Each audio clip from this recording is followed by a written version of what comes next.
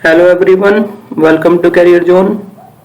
हम पढ़ रहे हैं बायोलॉजी में चैप्टर नंबर 2 बायोलॉजिकल क्लासिफिकेशन। और इस चैप्टर में अभी तक हम 6 लेक्चर को अपलोड कर चुके हैं। और लास्ट लेक्चर में हमने बात करी थी किंगडम प्लांटी और किंगडम एनिमिलिया के बारे में। और आज की वीडियो में हम बात करेंगे वायरसेस के बारे में। वायरोइड्स क्या होते हैं ये देखेंगे आज की वीडियो में, और प्रायोन्स को देखेंगे और लाइकेंस को देखेंगे।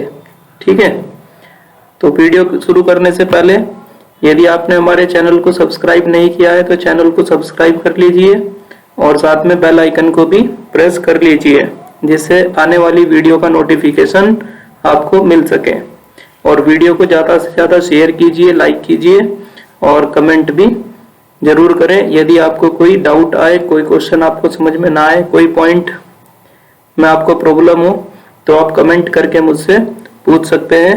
मैं पूरी कोशिश करूंगा कि आपका रिप्लाई जरूर दे सकूं। ठीक है, तो चलिए शुरू करते हैं आज की वीडियो।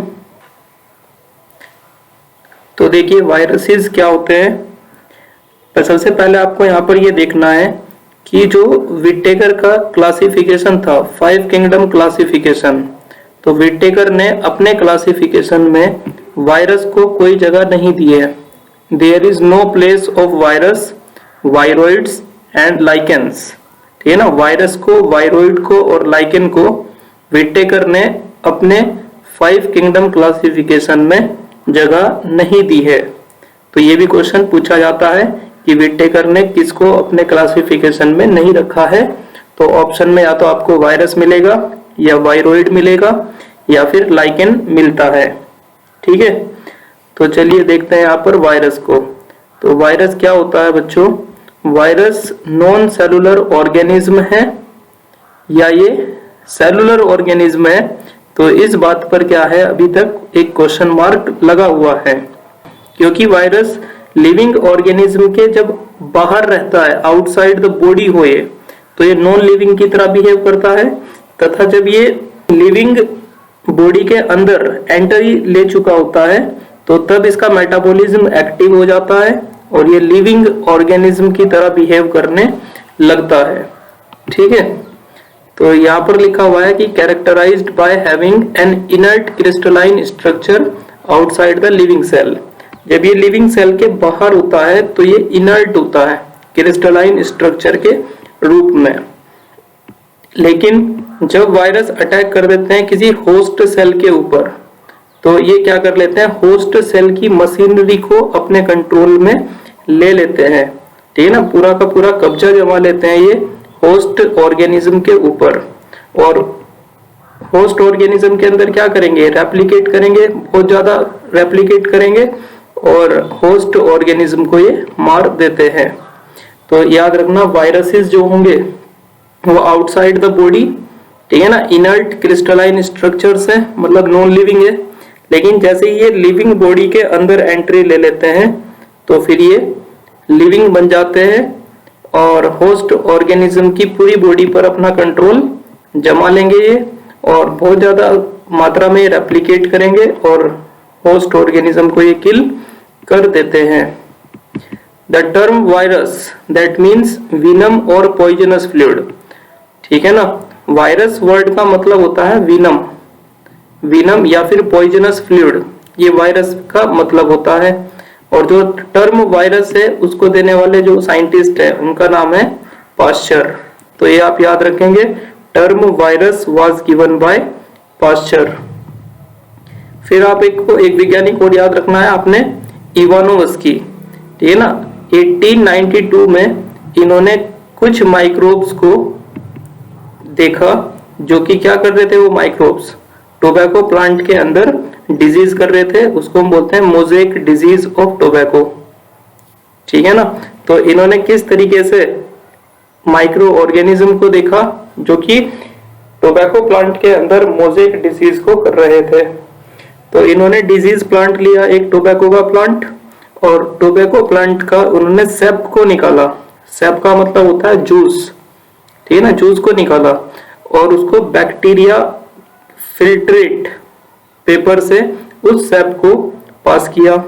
एक ऐसा फिल्टर पेपर लिया जिससे बैक्टीरिया जिसके आर पार नहीं जा सकते हैं, ठीक है ना। ऐसे फिल्टर पेपर अवेलेबल है जिसके पोर्स बैक्टीरिया के साइज से भी छोटे होते हैं, तो उसमें से बैक्टीरिया छन नहीं सकते, ठीक है ना।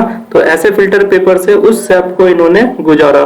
तो जो नीचे उनको फिल्ट्रेट मिला, उस फिल्ट्रेट का जो सैप मिला उसको नीचे, वो सैप उन्होंने एक हेल्दी टोबैको प्लांट के ऊपर डाल दिया। तो उन्होंने देखा कि कुछ समय बाद जो हेल्दी टोबैको प्लांट था वो भी डिजीज प्लांट में कन्वर्ट हो गया, उसको भी बीमारी हो गई।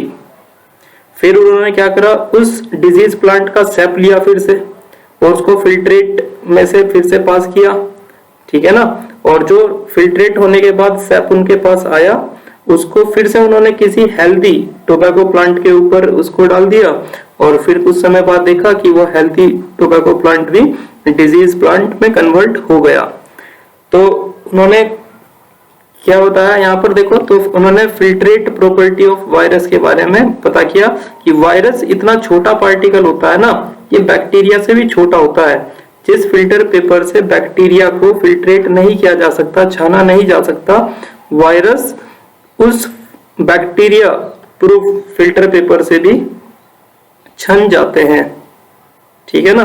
तो इवानोवस्की ने माइक्रो ऑर्गेनिज्म को देखा, इन माइक्रोब्स को देखा mosaic disease of tobacco plant के अंदर, और इन्होंने फिल्ट्रेशन का यूज किया था, ठीक है ना। क्योंकि इनको लग रहा था कि ये जो टोबैको प्लांट के अंदर डिजीज हुई है, क्या ये बैक्टीरिया की वजह से हुई है। तो उन्होंने बैक्टीरिया फिल्टर पेपर लिया, तो अगर डिजीज बैक्टीरिया की वजह से होती तो जो उन्होंने छानने के बाद सैप को हेल्दी टोबैको प्लांट के ऊपर डाला तो वो प्लांट डिजीज वाला नहीं होना चाहिए था, क्योंकि बैक्टीरिया तो ऊपर ही रुक गया फिल्टर पेपर में। तो वायरस जो होते हैं ना, बैक्टीरिया से भी छोटे साइज के होते हैं। उसके बाद एक वैज्ञानिक आपको और याद रखना है, M.W. बीजरनेक 1898 में इन्होंने क्या करा, इन्होंने ये बताया, जो इवानोवस्की का एक्सपेरिमेंट था उसी को इन्होंने आगे बढ़ाया और इन्होंने कहा कि जो सैप है, फिल्ट्रेट करने के बाद जो सैप आया उसके अंदर कोई आपका इन्फेक्शियस लिविंग फ्लूइड है जो प्लांट को, टोबैको प्लांट को इन्फेक्ट कर रहा है। और उसको उन्होंने इन्फेक्शियस लिविंग फ्लूइड को क्या नाम दिया, कॉन्टाजियम वाइवम फ्लूडियम। बहुत ही ज्यादा इंपॉर्टेंट ये स्टेटमेंट है बीजरनेक की, ये नीट में भी पूछी जाती है। कॉन्टाजियम वाइवम फ्लूडियम जो स्टेटमेंट है वो किसने के द्वारा दी गई, M.W. बीजरनेक के द्वारा 1898 में। और कॉन्टाजियम वाइवम फ्लूडियम का मतलब क्या है, इन्फेक्शियस लिविंग फ्लूइड, ये ना। तो वायरस को इन्होंने इन्फेक्शियस लिविंग फ्लूइड कहा। फिर आपको फोर्थ साइंटिस्ट याद रखना है, W.M. स्टैनले। W.M. स्टैनले ने 1935 में, ठीक है ना, वायरस को क्रिस्टलाइज किया, so that virus could be crystallised. और बैक्टीरिया जो होते हैं ना, बैक्टीरिया को याद रखना, किसी भी लिविंग ऑर्गेनिज्म को क्रिस्टलाइज नहीं किया जा सकता है। तो स्टैनले ने वायरस को क्रिस्टलाइज किया। तो ये भी क्वेश्चन पूछा जाता है, ठीक है ना, कि क्रिस्टलाइज्ड फॉर्म में वायरस को कन्वर्ट किसने किया, W.M. स्टैनले ने 1935 में। तो आपको टोटली 4 साइंटिस्ट के नाम याद रखने हैं। टर्म वायरस किसने दिया है, पाश्चर ने। इवानोवस्की ने क्या करा, मोज़ेक टोबैको डिजीज प्लांट में माइक्रो ऑर्गेनिज्म को देखा, ठीक है ना। फिल्ट्रेट प्रॉपर्टी ऑफ वायरस, इसके लिए याद रखना है। बीजरनेक ने क्या कहा, वायरस को इन्फेक्शियस लिविंग फ्लूइड कहा। कॉन्टाजियम वाइवम फ्लूडियम ये स्टेटमेंट दी इन्होंने। और स्टैनले ने वायरस को क्रिस्टलाइज किया। नेक्स्ट देखो, they are inert outside their specific host organism. जब होस्ट ऑर्गेनिज्म से बाहर रहते हैं वायरस तो ये इनर्ट फॉर्म में होते हैं, मतलब नॉन लिविंग ये होते हैं। और virus are obligate parasite. Obligate parasite वो होते हैं जो होस्ट ऑर्गेनिज्म की जरूरत इनको होती है, मस्ट है, होस्ट ऑर्गेनिज्म चाहिए इनको रिप्रोड्यूस करने के लिए, अपनी संख्या को बढ़ाने के लिए।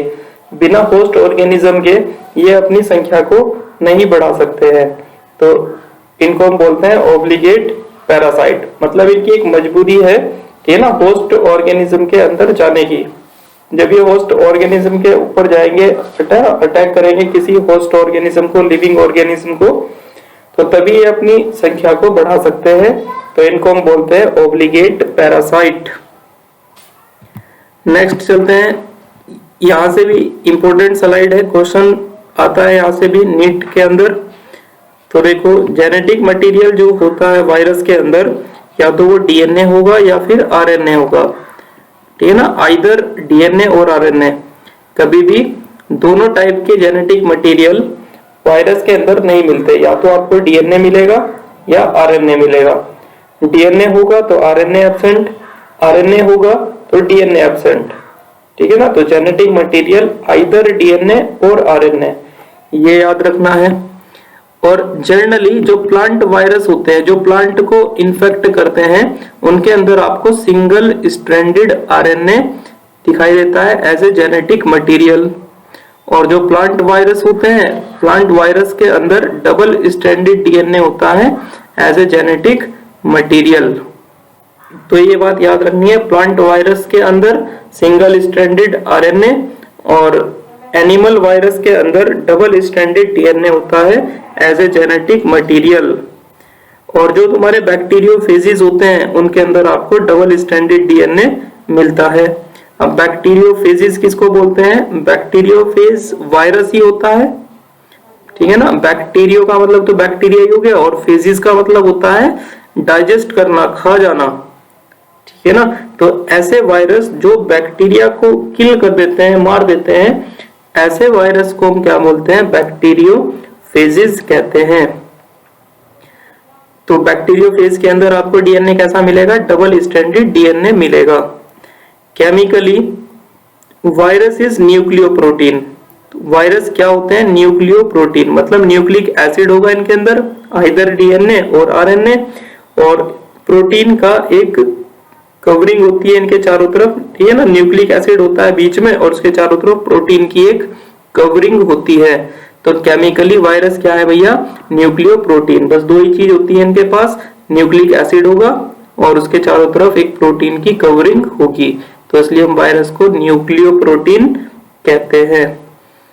The protein coat called capsid, और जो इनका प्रोटीन कोट होता है उसको हम क्या बोलते हैं? कैप्सिड, ठीक है ना। और जो कैप्सिड है वो बहुत छोटी छोटी सब यूनिट से मिलकर बना होता है, उसको हम बोलते हैं कैप्सोमियर।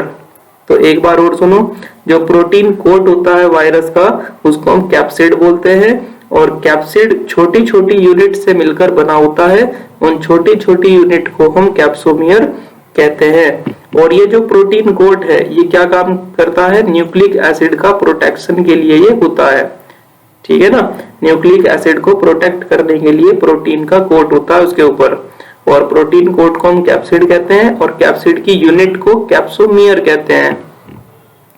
नेक्स्ट देखो यहाँ पर, these capsomere are arrange in helical और पॉलीहेड्रल ज्योमेट्रिक फॉर्म। जो कैप्सोमियर्स होती है उनका अरेंजमेंट कैसे होता है? एक तो हेलिकल की फॉर्म में हो सकता है, घुमा हुआ स्ट्रक्चर, जैसा आपने देखा होगा डीएनए का स्ट्रक्चर, ऐसे कि राइट हैंडेड है ना, इस तरीके से होता है, या लेफ्ट हैंडेड। तो या तो राइट हैंडेड फैशन में या फिर लेफ्ट हैंडेड फैशन में कोई चीज अगर घूमी हुई हो तो हेलिकल फॉर्म होती है। और पॉलीहेड्रल का मतलब जिसकी फेसेस ज्यादा होते हैं, 5-6 फेसेस हो जिसमें, वो पॉलीहेड्रल ज्योमेट्रिक फॉर्म कहलाती है। तो जो कैप्सोमियर है वो या तो हेलिकल या फिर पॉलीहेड्रल ज्योमेट्रिक फॉर्म में पाई जाती है। वायरस कोज डिजीज, वायरस से कौन कौन सी डिजीज होती है? तो ये क्वेश्चन आ जाता है आपको, जब नीट में क्वेश्चन आएगा तो आपको 5-6 बीमारियां दे देंगे लिखकर, और इनमें से पूछेंगे कि कितनी डिजीज इनमें से वायरस के द्वारा होती है, ठीक है ना। यह क्वेश्चन आ सकता है कि कितनी बीमारी इनमें से बैक्टीरिया के द्वारा होती है। तो बैक्टीरियल डिजीज भी आपको याद रखनी है और वायरल डिजीज भी याद रखनी है। बैक्टीरियल डिजीज आपको 12th क्लास के चैप्टर में मिल जाएगी, ठीक है ना, human health and disease chapter में। और वायरस से होने वाली बीमारी कुछ यहाँ पर दी हुई है, जैसे mumps, small pox, herpes, influenza and AIDS, ठीक है ना, इनको आप याद कर लोगे। Mumps, small pox, herpes and influenza and AIDS. तो ये सब वायरस से होने वाली बीमारियां हैं। प्लांट्स के अंदर the symptoms of virus can be, और प्लांट्स के अंदर को क्या क्या सिम्टम्स दिखाई देंगे? मोजेक फॉर्मेशन हो जाएगी, अभी अभी हमने पढ़ा था टोबैको के अंदर, है ना, टोबैको मोजेक डिजीज होती है, तो मोजेक फॉर्मेशन हो गया। लीफ रोलिंग, लीफ कर्लिंग, ठीक है ना, yellowing, when clearing, dwarfing and standard growth. तो ये सारे सिम्टम्स है जो प्लांट्स के अंदर दिखाई देंगे। लीफ रोलिंग का मतलब पत्ती का गोल हो जाना, ठीक है ना। कर्लिंग का मतलब होता है एक तरीके से जैसे कि बाल हो जाते हैं, हमारे बाल कर्ल हो जाते हैं जिस तरीके से, ठीक है ना, घुंघराली टाइप बाल होते हैं ना, उस टाइप से लीफ का बन जाना। ये पत्ती का पीला पड़ जाना, जो पत्ती की वेन्स है उनका बिल्कुल क्लियर दिखाई देना, ठीक है ना। ड्वार्फिंग मतलब प्लांट का बौना रह जाना। स्टैंडर्ड ग्रोथ का मतलब ग्रोथ का रुक जाना। तो ये सब प्लांट्स के अंदर सिम्टम्स है जो वायरस जब अटैक कर देता है प्लांट के ऊपर तो तब ये दिखाई देते हैं सिम्टम्स हमको, ठीक है। तो यहाँ पर इतना चीजें आपको वायरस के लिए याद रखनी है। एनसीईआरटी से आप वायरस के जो डायग्राम गिवन है उसको आप जरूर देख लेंगे, ठीक है। मैं यहाँ पर नहीं ला पाया हूँ डायग्राम को दिखाने के लिए, तो वायरस की बात इतनी ही है इसमें, ठीक है। अब हम देखते हैं नेक्स्ट वायरोइड्स को, ठीक है ना। वायरोइड्स क्या होते हैं? तो वायरोइड्स की खोज किसने करी थी? सबसे पहले तो आपको यही याद रख लेना है, पहला क्वेश्चन तो वायरोइड से यही है जो पूछा जा सकता है, ठीक है ना। टीओ डाइनर ने 1971 में वायरोइड्स को खोजा। और ये क्या करते हैं वायरोइड्स? ये कोजेटिव एजेंट्स होते हैं पोटैटो स्पिंडल ट्यूबर डिजीज, ठीक है ना। ये आलू के अंदर बीमारी है, पोटैटो स्पिंडल ट्यूबर डिजीज होती है वायरोइड्स के द्वारा। ये दूसरा क्वेश्चन है जो पूछा जा सकता है। It is a free RNA no protein code. ये तीसरा क्वेश्चन है जो इंपॉर्टेंट है वायरोइड्स के लिए, ठीक है ना। वायरोइड्स में क्या होता है? केवल और केवल आरएनए पाया जाएगा, फ्री आरएनए। और वायरस के ऊपर तो आपको भी बताया था ना कि न्यूक्लिक एसिड होगा और उसके चारों तरफ प्रोटीन की कोट होती है, लेकिन वायरोइड्स के अंदर केवल और केवल आरएनए ही है, उसके चारों तरफ प्रोटीन की कोट भी नहीं होती है।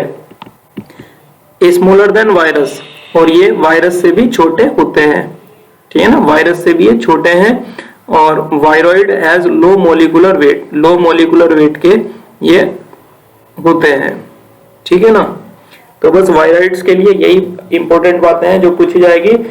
टी.ओ. डाइनर ने 1971 में वायरोइड्स को खोजा था और ये पोटैटो स्पिंडल ट्यूबर डिजीज करते हैं, पोटैटो में ये बीमारी है, ठीक है। और इनके अंदर केवल फ्री आरएनए होता है, प्रोटीन कोट होता नहीं, वायरस से छोटे होते हैं, लो मोलिकुलर वेट के। नेक्स्ट देखते हैं हम प्रायोन्स क्या होंगे, ठीक है ना। प्रायोन्स क्या होते हैं? तो in modern medicine certain infectious neurological disease, जो प्रायोन्स होते हैं ना वो न्यूरोलॉजिकल डिजीज करते हैं, मतलब ब्रेन से संबंधित जो बीमारी है वो प्रायोन्स के द्वारा होती है। मतलब ये आदमी को एक तरीके से पागल कर देते हैं, या फिर किसी कैटल को, किसी, है ना, एनिमल्स को। Were found transmitted by an agent causing abnormally folded protein. देखो ये इंपॉर्टेंट बात है, जो मैंने इसमें पॉइंट्स ग्रीन पेन से जो लिखे हैं, ठीक है ना, ये सब इंपॉर्टेंट पॉइंट्स हैं और यही क्वेश्चन है जो नीट में भी आपसे पूछा जाएगा। तो प्रायोन्स क्या होता है? प्रायोन्स एबनॉर्मली फोल्डेड प्रोटीन होता है, मतलब इनके अंदर जेनेटिक मटेरियल नहीं है, ये केवल और केवल एबनॉर्मली फोल्डेड प्रोटीन्स है। तो अभी हमने देखा था, देखो वायरस क्या होता है? तो वायरस क्या है? न्यूक्लियो प्रोटीन होते हैं, मतलब न्यूक्लिक एसिड और उसके चारों तरफ प्रोटीन की कवरिंग होती है। फिर मैंने बताया वायरोइड्स, वायरोइड्स क्या होते हैं? वायरोइड्स में केवल आपको आरएनए मिलेगा, फ्री आरएनए, और उसके चारों तरफ प्रोटीन का कोट नहीं होता है। लेकिन जो प्रायोन्स होते हैं उनमें जेनेटिक मटेरियल नहीं है और ये केवल और केवल इनमें क्या मिलेगी आपको? एबनॉर्मली फोल्डेड प्रोटीन्स है ये, ठीक ठीक है ना। The agent was similar in the size of viruses, है ना, और ये साइज में वायरसेस के सिमिलर होते हैं। ये भी एक क्वेश्चन है जो पूछा जा सकता है। These agents were called prions, इनको हम प्रायंस कहते हैं। और मोस्ट नोटेबल डिजीज, जो खतरनाक बीमारी प्रायन से होती है उसका नाम याद कर लेंगे, bovine spongiform encephalopathy, bovine spongiform encephalopathy, BSE इसको हम शॉर्ट में कहेंगे। और इसको हम एक और नाम से जानते हैं, मैड काउ डिजीज भी इसको कहते हैं। मतलब इसमें जो काउ होती है ना, जो गाय होती है, वो पागल हो जाती है एक तरीके से। बोवाइन स्पॉन्जिफॉर्म इंसेफेलोपैथी, ये जो बीमारी है प्रायंस के द्वारा होती है कैटल्स में। और ये डिजीज जो है ना ट्रांसमिट हो सकती है ह्यूमंस के अंदर भी। और ह्यूमंस के अंदर इस बीमारी को हम क्या बोलते हैं, CR जेकब डिजीज, ठीक है ना, शॉर्ट में बोलेंगे CJD इन ह्यूमंस। तो प्रायंस के द्वारा ह्यूमंस में CR जेकब डिजीज, और कैटल्स के अंदर बोवाइन स्पॉन्जिफॉर्म इंसेफेलोपैथी ये बीमारी होती है, इसको मैड काउ डिजीज भी कहते हैं। तो ये मोस्ट इंपोर्टेंट पॉइंट्स है प्रायंस के लिए, इसी में से क्वेश्चन आएगा, तो इसको आप लिख लेना कॉपी में भी, ठीक है। नेक्स्ट हम बात करते हैं लाइकेन के बारे में। तो लाइकेन क्या होता है हमारे पास, लाइकेन सिम्बायोटिक एसोसिएशन होता है between algae and fungi, algae और फंजाई से मिलकर बन जाते हैं लाइकेन। और सिम्बायोटिक एसोसिएशन का मतलब होता है जब दो स्पीसीज को एक दूसरे से फायदा हो तो उसको हम सिम्बायोटिक एसोसिएशन कहते हैं। एल्गी को क्या फायदा होता है फंजाई से, जो फंजाई होती है वो सॉइल से फॉस्फोरस को, ठीक है ना, मेनली फॉस्फोरस को या वाटर को एब्जॉर्ब करके देती है एल्गी को। तो फंजाई का काम होता है एब्जॉर्प्शन करने का, और एल्गी का काम क्या होता है, एल्गी फोटोसिंथेसिस करके फूड बनाती है, और वो थोड़ा फूड आपको फंजाई को भी दे देती है। तो फंजाई को खाना मिल जाता है और एल्गी को न्यूट्रिएंट्स मिल जाते हैं, तो एक दूसरे से दोनों को फायदा हो जाता है। इस सिम्बायोटिक एसोसिएशन को हम लाइकेन कहते हैं। और जो लाइकेन के अंदर एल्गी वाला पार्ट है उसको फाइकोबायोन्ट कहते हैं, और जो फंजाई वाला पार्ट है उसको माइकोबायोन्ट कहते हैं। फाइकोबायोन्ट मतलब एल्गी वाला पार्ट, वो क्या करता है, फूड बनाता है, मेक फूड फॉर माइकोबायोन्ट मतलब फंजाई के लिए फूड बनाता है। Also in return mycobiont provide shelter and water mineral to algae, और इसके बदले में जो फंजाई होगी वो एल्गी को क्या दे देती है, वाटर और मिनरल एब्जॉर्ब करके देती है सोइल से, और एल्गी फूड बनाती है फोटोसिंथेसिस करके। Lichen is very close relationship, ठीक है ना। तो लाइकेन जो है ना, ये सिम्बायोटिक एसोसिएशन है, दोनों को एक दूसरे से फायदा हो रहा है। तो इस प्रकार के रिलेशन को हम क्या बोलते हैं, म्यूचुअलिज्म कहते हैं। ये आपको याद रखना है, इस प्रकार के रिलेशन को म्यूचुअलिज्म कहते हैं। They are good indicator of pollution, और लाइकेन को गुड पॉल्यूशन इंडिकेटर माना जाता है। और ये याद रखना है आपको कि लाइकेन ऐसे एरिया में नहीं पाए जाते जहां पर पॉल्यूशन अधिक हो, तो not found in polluted areas. तो जहां पर जिस जगह पर लाइकेन ग्रो नहीं कर रहे हैं, तो इसका मतलब वो ज्यादा पॉल्यूटेड एरिया है, और जहां पर पॉल्यूशन कम होगा लाइकेन वहां पर ग्रो करते हैं। तो ये पॉल्यूशन इंडिकेटर्स भी होते हैं, ये आपको याद रखना है, ठीक है। तो अगर आपको कोई पॉइंट इनमें से समझ में ना आए तो आप वीडियो को दोबारा से देख सकते हैं पीछे हटाकर। और यदि आप इन वीडियोस का फायदा उठाना चाहते हैं सही तरीके से, तो आप इनके जो स्लाइड्स में आपको पॉइंट्स लिखे हुए दिख रहे हैं, आप इनके नोट्स बनाइए, कॉपी में इनको लिखिए और बार बार इनको रिवाइज कीजिए, ठीक है ना। तो यहाँ पर हमारा ये चैप्टर कंप्लीट हो जाता है, बायोलॉजिकल क्लासिफिकेशन। अब मैं नेक्स्ट वीडियो जो आपके सामने लेकर आऊंगा उसमें हम बायोलॉजिकल क्लासिफिकेशन के क्वेश्चंस करेंगे, ठीक है ना। जिन क्वेश्चंस के चांसेस है, जो इम्पोर्टेंट क्वेश्चंस होंगे वो मैं लेके आऊंगा आपके सामने, हम क्वेश्चन प्रैक्टिस करेंगे, ठीक है ना। फिर उसके बाद हम नया चैप्टर शुरू करेंगे, प्लांट किंगडम। तो इस वीडियो में इतना ही रखेंगे। यदि वीडियो आपको पसंद आई हो तो आप चैनल को सब्सक्राइब कर दीजिए, और वीडियो को ज्यादा से ज्यादा शेयर कीजिए और लाइक भी जरूर कीजिए।